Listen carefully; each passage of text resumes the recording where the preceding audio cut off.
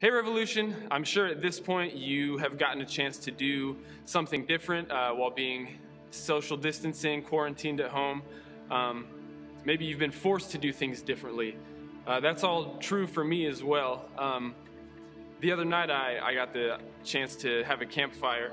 I have a fire pit in my backyard, so I went out there and I built a fire by myself. Usually I'll invite friends over. If I'm gonna do a fire, I'll call up my friends, see if they want to come over. But you know, with the social distancing thing, I just decided to do it myself. My wife stayed inside, and I was just out there by myself, just peaceful solitude. And as I was out there, I got to thinking, what is it about a fire that's so mesmerizing? It's such a simple thing, yet I could stare into it for hours and not get bored at all. But to get to that point in looking at the fire, it takes a little effort to build it. You know, you got to go find the kindling wood, you got to get the small sticks and the brush, get a little flame going, make sure that's good, and then you put the big logs on top. But you have to make sure that there's airflow getting in there so that the flame will grow. Jeremiah 29:13 says, "You will seek me and find me when you seek me with all of your heart." You know, building a fire takes some effort. So does seeking God. But it's a guarantee that we will find Him if we seek Him with our whole heart. That means set every other distraction aside, whatever it is, and just focus in on God. If you need ideas on how to do that, you can refer back to the video that Logan did, or you can ask any one of your leaders on how they seek God in their personal time with Him. So it takes effort to build a fire as well, but it's worth it to be near it, to sit by it, be warmed by it, to stare into it.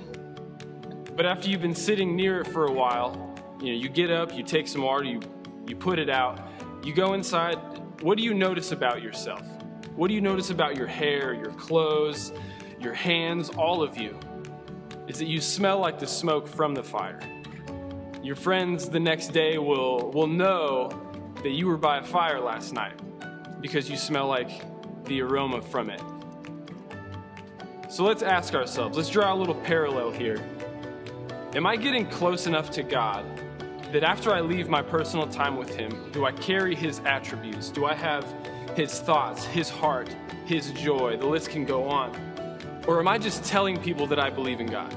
Am I telling people, yeah, I go to youth group, or I watch youth group on Facebook now? You know, I'm a Christian. Doing that is like going to our family and our friends and telling them, trying to convince them that we smell like a campfire, but in reality, we weren't even near one at all. We saw one a couple houses down, or we saw a picture of a fire on Instagram, but we weren't near one. After this quarantine time, what will you smell like?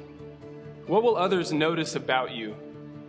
What you spend your time doing will stick to you. If you spend 100% of your time scrolling, playing games, ignoring God, being lazy, and worrying, things like fear, anxiety, depression, anger, hatred, envy, jealousy, and selfishness could be things that attach themselves to you.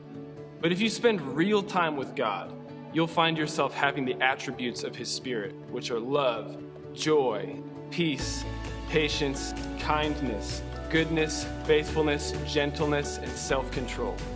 Let this time be an opportunity for you, Revolution, not to just watch myself, Logan, any of your leaders, not just watch them have a relationship with God, but to have a personal one with Him yourself.